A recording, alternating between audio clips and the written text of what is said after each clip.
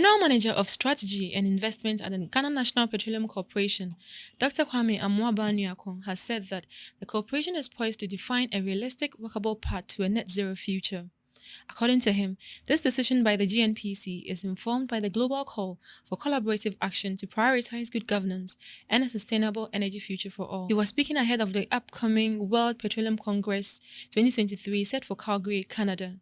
The GNPC, alongside the Petroleum Commission, will at this year's Congress host a pavilion to, among other things, share Ghana's experience in leveraging the advancements in research and technology to establish a healthy balance in exploring its fossil fuel energy resources while pursuing the opportunities presented by the global energy transition.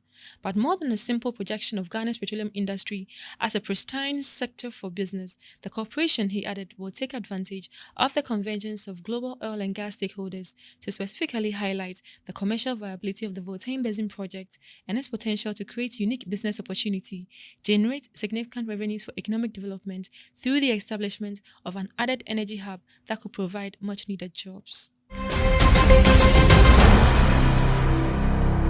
The Bezos Earth Fund on Tuesday announced $22.8 million in funding to help accelerate the restoration of two areas in Africa that are seen as critical spots for carbon sequestration, biodiversity, and human well-being.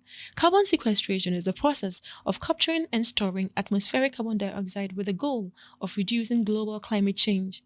Bezos Earth Fund President and Chief Executive Officer Andrew Steer said at the Africa Climate Summit in Nairobi that the grants will fund the rehabilitation of 600,000 hectares or 1.5 million acres of degraded land in Kenya's Great Rift Valley. He said it will also fund the restoration of the Lake Kivu and Rusizi River Basin in the Democratic Republic of Congo, Rwanda, and Burundi, part of the world's second largest rainforest and home to 5 million people. The funding forms part of the Earth Fund's global $1 billion commitment to landscape restoration. The Earth Fund was created by a commitment of $10 billion from Jeff Bezos in 2020 to be disbursed as grants to address climate change within the current decade. Oil prices rose on Tuesday for a fourth consecutive session as weak U.S. shale output spurred further concerns about a supply deficit stemming from extended production cuts by Saudi Arabia and Russia. Global oil benchmark Brent crude futures were up 41 cents or 0.43% to $94.84 a barrel, 7:51 GMT.